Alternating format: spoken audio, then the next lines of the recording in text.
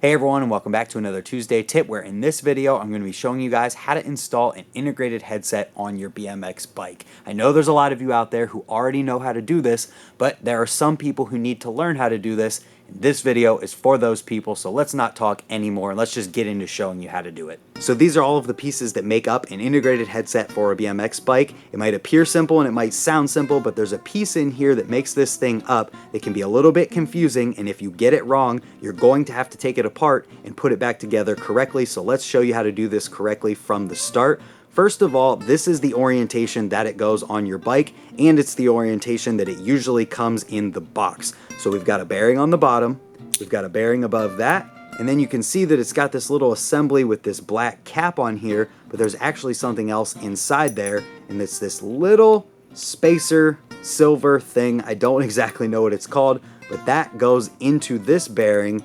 Then the cap goes on, and usually it will come with a headset spacer. Now this is an integrated headset. There are also headsets that have cups that press into the frame, and they can have cups that press in their unsealed bearings, or they can have cups that press in that accept these exact bearings. Today we're talking about integrated headsets and integrated headsets alone. Now that you're familiar with all of the bits and pieces that make up an integrated headset, let's go into this one with the mindset that we need to take out our old headset to install a new one. So for all of you out there who just need to know how to install a new headset into a frame for the very first time ever, just skip a little bit forward in the video because we're going to be covering that shortly. But first, let's talk about taking this apart. The first thing that we need to do is loosen the pinch bolts on our stem. There's two of them, one on each side usually. All you got to do is loosen them enough to get the stem off. You don't have to take them all the way out. Once we loosen these up, because I have a gyro, I need to disconnect the lower cables so that we can take all of this off at once. The way I do that is just by taking a smaller Allen wrench, putting it behind the cable, pushing it out, pulling the gyro up. So we'll do that on the other side as well. Not quite as easy left-handed. Now that that's out of there, we can loosen our compression cap on our fork. When you do this, keep in mind that if your stem isn't tightly pinched onto your steer tube, your fork can just fall out because there's nothing holding it there.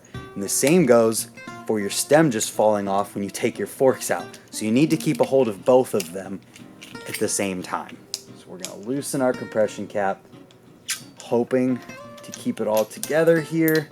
Set that aside. Let our forks drop out. As you can see, we're going to set those down. And then we're going to pick up our gyro and hope that nothing falls out. Okay, so we got everything off here. We can just set this aside. And what we're left with is the top bearing assembly with the cap and the headset spacer. The bottom bearing is on the fork. Now we're ready to begin installing the bearings into our frame, and I wanted to show you guys first that these bearings are interchangeable and that they're the exact same thing. The only difference here is this silver piece I talked about earlier, which does make a difference and needs to go on top. So as you can see, this bearing can be placed in the top, or the other bearing can be placed in the top, and the same goes for the bottom. It just presses into the frame on either side. So what we need to keep in mind is that we put this silver piece in the top bearing before we put our cap on. But before we do any of this, we need to make sure that we put some grease in the frame where the bearings go. Anywhere where there's metal on metal contact on your bike, you're going to want to put some grease. You don't have to put a ton, but you just need some in there. So I'm going to grease this up with some Park Tool Polylube 1000 and make sure that we get it nice and covered. Put it on the bottom as well. Always important to add grease when necessary. So now that we've got the grease step out of the way, we can begin installing these bearings for final assembly. After grease comes installation of the bearings. We can do that by first grabbing one of the bearings in this orientation here. You can see that the tapered part of the bearing is facing up, and we're going to grab our fork and we're going to slide it right onto the fork in that exact orientation. And as you can see here, if you look close at this fork, is that it's got an internal bearing race built into the fork. So this means that we don't need the headset race that comes with an integrated headset when it is new. You need to double check whether or not you need that race or whether or not it's built into your fork. Most forks these days have them built in, so you're probably not going to need it, but if you do, you need to take it to the bike shop to have them install that bearing race. I cannot stress that enough because it takes a special tool, and whenever you do it at home yourself, it's so hard to get on there that you can oftentimes mess the thing up and have it not be perfect, and then your bars aren't going to turn smoothly because your bearing race isn't allowing your bearing to turn smoothly. So with that being said, we've got the bearing onto the fork. All we need to do is slide it up into the frame, into our pre-greased bearing cup. From here, we can grab our other bearing pieces. I'm just gonna grab the other bearing, and we're going to face this one in the opposite orientation with the tapered part facing down as it fits into the frame.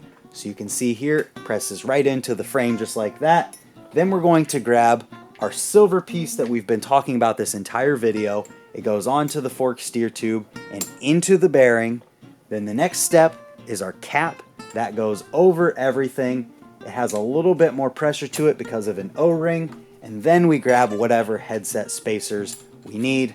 In this case, I only need one. From here, all we need to do is grab our handlebars and our stem.